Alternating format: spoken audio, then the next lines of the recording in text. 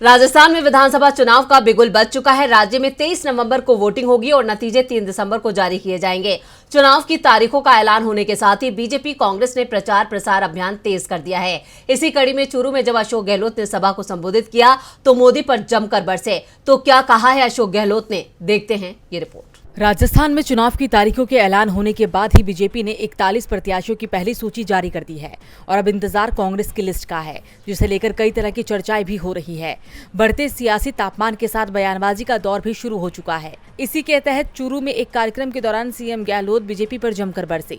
पहले तो उन्होंने चूरू विधायक और नेता प्रतिपक्ष राजेंद्र राठौर पर निशाना साधा। उसके बाद बीजेपी की लिस्ट को लेकर कहा कि कल जो लिस्ट 41 प्रत्याशियों की आई है उसमें राजेंद्र राठौर का नाम नहीं है। बीजेपी वाले अब तक अपना चेहरा तक स्पष्ट नहीं कर पाए। गहलोत ने कहा कि इनको अभी तक ये नहीं पता कि हमारा नेता कौन होगा। बस मोदी ने कह दिया कि हम कमल के फूल पर चुनाव लड़ेंगे। मोदी सरकार के 25 सांसदों ने 5 साल में क्या किया? अब तक कुछ नहीं किया।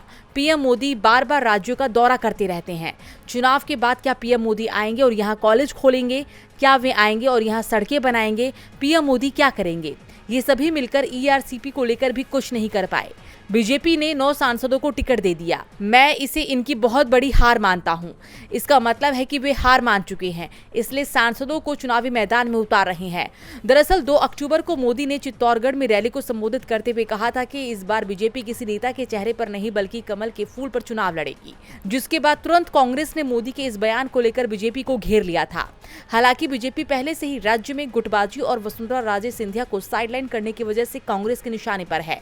ऐसे में सीएम गहलोत ने ये बयान देकर साफ संकेत दे दिया है कि अगर प्रदेश में इस बार रिवाज बदला तो इसकी जिम्मेदार भी बीजेपी के अंदर चल रही अंतर्कलह और कांग्रेस की मजबूती होगी। डीबी लाइव की रिपोर्ट।